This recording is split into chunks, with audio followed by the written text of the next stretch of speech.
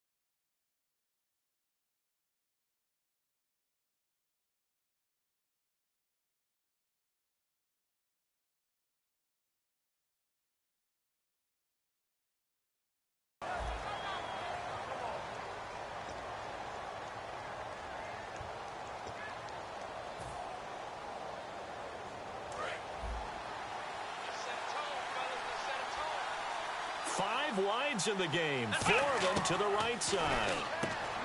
Now it's McNair. Hall bringing it in. 11 yards on the pickup, and it'll give him the first down. An ex-teammate used to tell me all the time, I hate experienced quarterbacks because no matter what, you really can't hide what you're doing. And I think that right there, he knew right away where the blitz was coming from, where his primary guy was going to be, and he ended up going to a secondary target for a nice game. I was just going to ask you, that wasn't the primary target. He's so good at that, isn't he? I think he knew right away that he wasn't going to get to his primary guy. I think he read that as soon as he got to the line of scrimmage, knew where the pressure was going to come from, and said, I know how to beat that, and that's what he did. And he's brought down. And the play goes for 19 yards, gives him a new set of downs. And when you're playing a quarterback with some experience and some moxie, you enter the danger zone when you decide to blitz him, because if he's able to diagnose as he did on that play, he can hurt you downfield. He reads defenses so well, doesn't he? He really does, and the best part about that play for him, I don't think that was his primary target. I don't think so either. I think he had the read, figured out where the blitz was coming from, and went to a secondary target for a really nice game. 5 yards on the catch there, brings up second down. And how about this first drive? They're being aggressive, slinging it around. Really confident, too, because they're not trying to fool him with running. And he lost the football, but this will fortunately wind up out of bounds. I don't know about you, but I can hear and feel the sigh of relief all the way up here in our booth. That was palpable. The sideline, the friend there. No doubt about it. Ball goes over the sideline, able to retain possession, no turnover. I know his coaches are screaming, just hang on to the ball, man. He rifles one that's intercepted. A great read, and it's picked off. And a big turnover there as his guys will get the football back. Well, they thought they were going to break the tie. The defense had other plans. They were already in field goal range, but boom, an interception. I don't know if this was a case of being a little bit too greedy with the opportunity to put points on the board, but give credit to the guys on the defensive side. Hung in there, battled, and made a key play. A good pickup there at 22. One thing I can say pretty safely, that route is not called if you don't have a guy who can throw the ball and put some mustard on it. Because if you're going to lollipop it in the middle of the field, bad things usually happen. It takes a strong-armed guy who can rifle it in there, and they were able to successfully complete that one. So nothing there. I don't know that that's all in the back, though. You got to look at blocking there, don't you? I would agree with that totally. At some point, they have to win at the point of attack. Instead, it was the defense getting it done again and holding them to no gain. He was looking for Theo Riddick there, and that'll make it third down. A lot of teams love to throw screen passes. They want to tire out defenses because they make them run a lot. But there are a lot of moving parts on a play for an offense when they call that one. Because you got the linemen that have to move. You have the wide receivers have to get out and vacate. You got the running back that's got to make a little fake and then get out into the route. And, of course, the quarterback, he's got to hold in there and know he's probably going to take a big hit before he lofts the screen off to the back. Why didn't he catch it? That's all he needed to do for them to be successful. Eluding the pressure right. And he knocks the ball away, and it falls incomplete. Josh Bellamy, the intended receiver. And now it's fourth down. So on fourth down, here's the veteran left-footed punter Donnie Jones to kick it away. Back deep, J.J. Nelson. He'll send this one into the Midwestern air, and it's a good one. And this is going to be ruled out, I think, just inside the 20. Yes, it will. Side judge calls it at the 19-yard line. Now this offensive unit ready to see what they can do here. And the interception thrown in the red zone last time. We'll see if they can rebound. I just have to think the last thing he said as they went back out there was, don't do that again. What do you think? What do you think? Yeah, I think that. I think that not only did he say that, but he also told him, let's put it in the end zone that it's supposed to be in, all right? The end zone we're trying to score. I know we're being a little bit facetious here, but the bottom line is take care of the football, and everything else should flow from there. Quick lesson, never ask the play-by-play guy a question. Hey, you're my partner. I know you're right there with me. 5 wides in the game, 4 of them to the right side. To throw on second, McNabb. Looking for his running back, and he's got it. He goes for 18 there as the drive will continue. I'm going to show my age here a little bit. We used to talk about running backs catching the ball as safety valves. Nowadays, they're a big part of the passing offense. Quit acting like you're so old. You're only 65. And that one falls incomplete. Looked like he might have had position there, but he couldn't hold on at second down. And when all else fails as a defender, when you're not there in the coverage, your best friend is exactly what we saw there. A big play shot taken by the offense. Unfortunately, it ended in a big drop. It's caught by Mike Evans. And taking it across midfield and inside the 45. When Mike Evans sees man coverage, I don't think he's the only guy who gets excited. I'll guarantee the guy throwing the ball does, because guess what? He's got a lot of options about where to place it because of Mike Evans' size and frame. The completion good for 3 and it's second down. I know sometimes we can get fooled when we watch him make catches, as we just saw him do there, because he really looks like a wide receiver the way he goes about his business. Yeah, 230, 240 range. Yeah, not super huge. Maybe not counted on to be that inline point-of-attack blocker that we used to have in the good old days. But you can flex him out. You can run wide receiver routes with him. You can make him a primary target, and that's how he'll shred a defense. Back with Charles Davis, Brandon Gaudin. It's Sacramento football here to begin the second. They're on the march, but facing a third down here.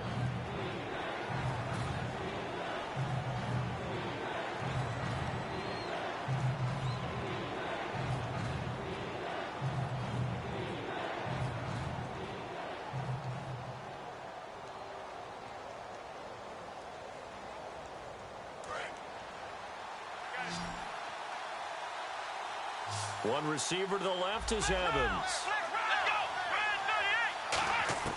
From the gun, here's McNabb. He's going to find his running back. It's complete. It's a gain of 20 and picking up the first. And fits the exact right word. Over the middle, there's almost always traffic, so anytime you're a receiver in that area, you're not just focused on catching the football.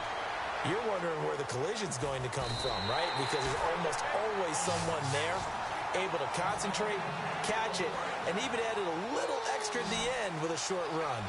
Now, coaches always harp on the quarterback reading the defense and getting it to the open man. That's good recognition there. And how about what he did after the catch? Yeah, hit your tight end, let him get some rack. Yeah, when he gets moving, not many guys want to come over and put a hit on him, do they? That's caught at the 1. Call it a 3-yard gain, and that'll bring up a second and goal. When you see zone defense and you know you've got a drag route on as your primary call, you've got to be really careful as a passer about how far you let your guy go, because he might wander into some tough coverage. Second and goal to go now. And he is into the end zone for a touchdown. A great play there. Taking it in. And his guys are able to strike for 6. Solid job up front. Really just a solid job all the way around to get that one in. That was well executed, wasn't it? Well blocked, well run. End result, 6 points. Touchdown. And that'll carry over the back line of the end zone for a touchback. So out now comes the offense back onto the field. And a tight game after punting last time. See if they can get something going on this drive. As they head to the field now, with the game this close, you've got to feel there's a sense of urgency for them going on offense right now. But they have to do it without letting panic creep in and affect their play. The intended target, Doug Baldwin. And that'll bring up second down. When defenses get to the quarterback that quickly, a lot of times it's called a jailbreak. It wasn't quite that fast, but fast enough that he had no time to look downfield and set himself to throw the ball. And as he tried to do that, he was hit and forced an incompletion. And he comes back with one complete. That catch good for 5. It's third down. That's tough to play zone defense when they can just curl up right there in front of you. Yeah, absolutely. Well, we talk about finding the soft spot. Defensively, how do you make sure they don't find the soft spot like they did there? Tough to do, because what they normally would do is run routes that'll pull you out of that spot they want to get into. That's what we call... Looking for his tight end read, and it's intercepted. Picked off by the Michigan man, Jake Ryan. And they take possession of the football and have it at the 36-yard line. Out comes this offensive unit as they get set to take over here. And they were able to punch it in the end zone last time. They'll be looking to do that again here for the defense. Obviously, they'll be looking to stop them from punching it back in the end zone. It always is punch-counter-punch, isn't it? And which team has the advantage? Well, let's just go back. Last time on offense, they rolled downfield, get into a good rhythm. You can see a little more bounce in and out of the huddle. You can see the sideline really get into the game. So defensively, you're thinking to yourself, how do we take that away from them? How do we get the advantage back? Let's see what they come up with. I think pressure is always the first way to go. You love pressure. I love it. We'll see if they dial it up this drive. Oh, there's that man again. It's complete. And able to break one tackle, but then quickly brought down. But a nice little gain. So an entertaining first half, and now we have hit the 2-minute warning.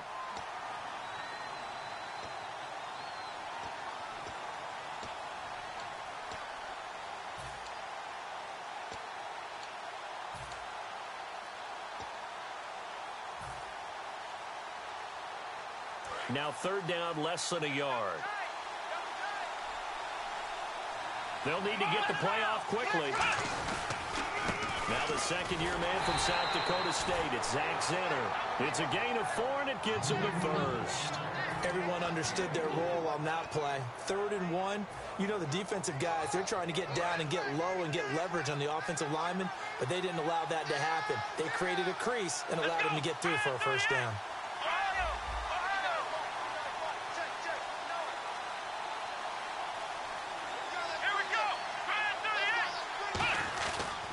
They go again now with Zenner.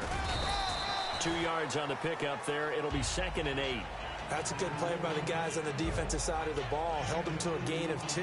And that changes the playbook a little bit now for the guy calling plays. 2nd and 8.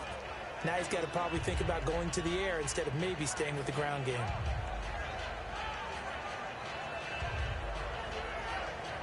Second down following the run.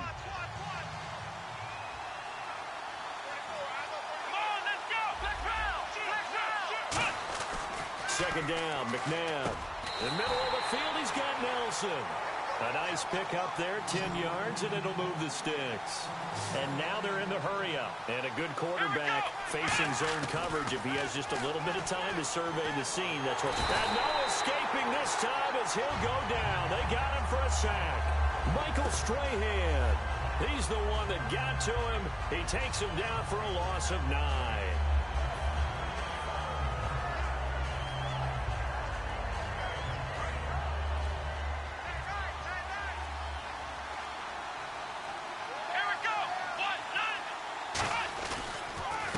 Carry. This is Zenner.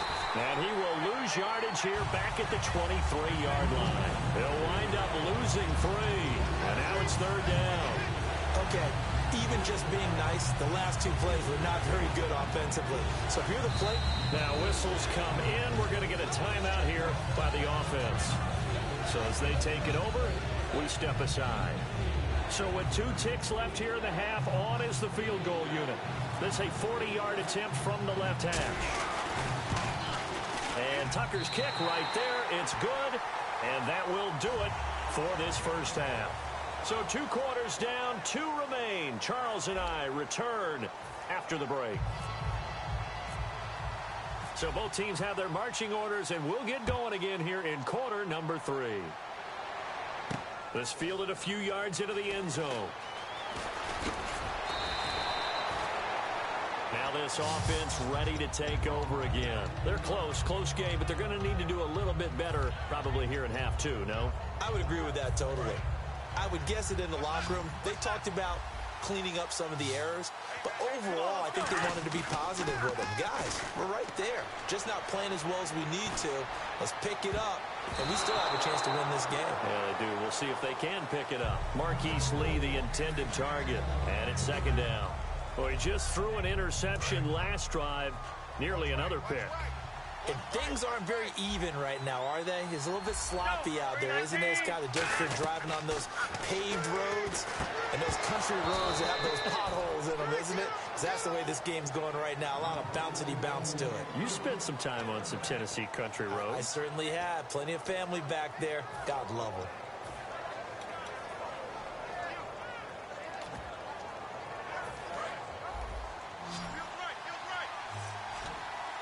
And it looks like we've got a dime set here defensively. 6 DBs in the game.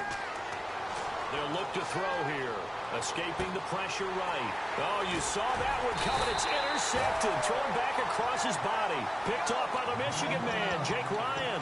A look at the offense now here, coming back out on the road for their first possession of the second half. And they split the uprights last time for 3. They've got the lead. They're not going to play this conservative. They're not hoping for another field goal. They're hoping for a touchdown. I'm with you on that one. I like where your head is. I like the way you're thinking because you're exactly right. Trying to sit on a lead and play that way, that doesn't work too well for most teams. Run your offense. Run what you do best. Exactly. Put it all the way down and try to increase your lead in a big way. The best way to do it, touchdowns. To throw, McNabb. That's going to be caught at the 10-yard line. 4 yards on the play, and that leads to the first and goal.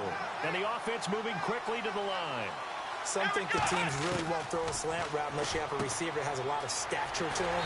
But sometimes the little guys, they get lost in there. People can't really locate them, and they run that quick cut on the slant, and oftentimes they can turn it into big plays.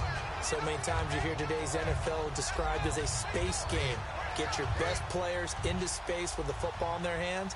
That's why sometimes you swing it out to your runner, get him out in the flat, and let him... And he is into the end zone for a touchdown.